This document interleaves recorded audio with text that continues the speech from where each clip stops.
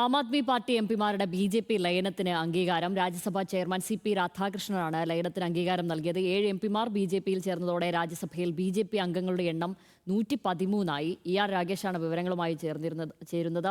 രാഗേഷ്, നേരത്തെ തന്നെ ഇതൊരു അയോഗ്യത ഭീഷണി ഇവർക്ക് നിലനിന്നിരുന്നു. ഇവരെ അയോഗ്യരാക്കണമെന്ന് ആം ആദ്മി ഉൾപ്പെടെ ആവശ്യപ്പെടുകയും ചെയ്തിരുന്നു. നിലവിൽ അതുണ്ടായിട്ടില്ല എന്നാണല്ലോ മനസ്സിലാക്കേണ്ടത്. ബി.ജെ.പി. ലയനത്തിന് നിലവിൽ അംഗീകാരം ലഭിച്ചിരിക്കുന്നു. അതെ ശ്യാമിലി, കാരണം ആം ആദ്മി പാർട്ടിയുടെ ഒരു പരാതി നിലവിൽ രാജ്യസഭാ അധ്യക്ഷന് മുൻപാകെ ഉണ്ട്. കാരണം ഇവർ അയോഗ്യരാക്കണമെന്നാണ് ഈ കത്തിൽ പാർട്ടി നേതാവായ സഞ്ജയ് സിംഗ് ആവശ്യപ്പെട്ടിരുന്നത്.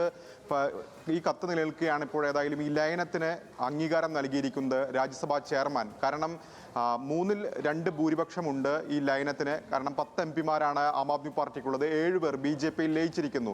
ഈ സാഹചര്യത്തിലാണ് ഇപ്പോൾ ലയനത്തിന് അംഗീകാരം നൽകിയിരിക്കുന്നത്. നേരത്തെ 2019 വെങ്കയ്യ നായിഡു സമാനമായ രീതിയിൽ രാജ്യസഭാ ചെയർമാനായിരിക്കുന്ന കാലത്തും ഇത്തരമൊരു ലയനം നടന്നിട്ടുണ്ട്. അന്ന് ടി ഡി പിയിൽ 6 അംഗങ്ങളാണ്, 6ൽ 4 അംഗങ്ങളാണ് അന്ന് ബി.ജെ.പിയിൽ ലയിച്ചത്. അന്ന് സമാനമായ രീതിയിൽ ലയനത്തിന് അംഗീകാരം നൽകുകയായിരുന്നു. ഭരണഘടനയുടെ 10ാം ഷെഡ്യൂൾ അനുസരിച്ചാണ് ഇപ്പോൾ ലയനത്തിന് അംഗീകാരം നൽകിയിരിക്കുന്നത്. പക്ഷേ ഇതിനെതിരെ നിയമ പോരാട്ടമുണ്ടാകും, നിയമ ചർച്ചകളിലേക്ക് ഇത് കടക്കുമെന്ന കാര്യത്തിൽ സംശയമില്ല.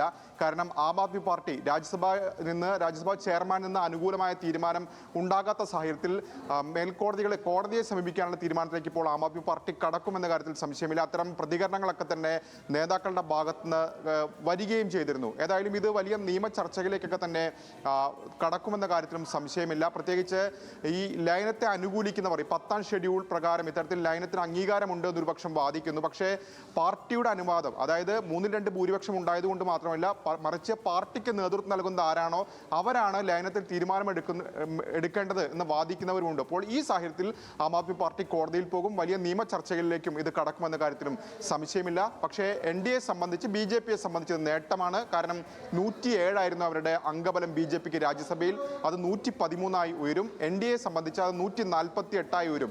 കേവലം 3-2 ഭൂരിപക്ഷം എന്ന നിലയിലേക്ക് കടക്കാൻ അപ്പോഴും 15 അംഗങ്ങളുടെ കുറവുണ്ട്. പ്രത്യേകിച്ച് ഈ വർഷം അവസാനം വിവിധ സംസ്ഥാനങ്ങൾ ഏതാണ്ട് 30 സീറ്റുകളിൽ ഒഴിവ് വരുന്നുണ്ട്. അപ്പോൾ ഏതാണ്ട് 5 സീറ്റ് അധികമായി ലഭിക്കും എന്നൊരു പ്രതീക്ഷയൊക്കെ തന്നെയാണ് ഇപ്പോൾ ഏതായാലും NDAക്ക് ഉള്ളത്. ശ്യാമിലി. ശരി, ഇ.ആർ. രാഗേഷ് വിവരങ്ങൾ നൽകിയത്.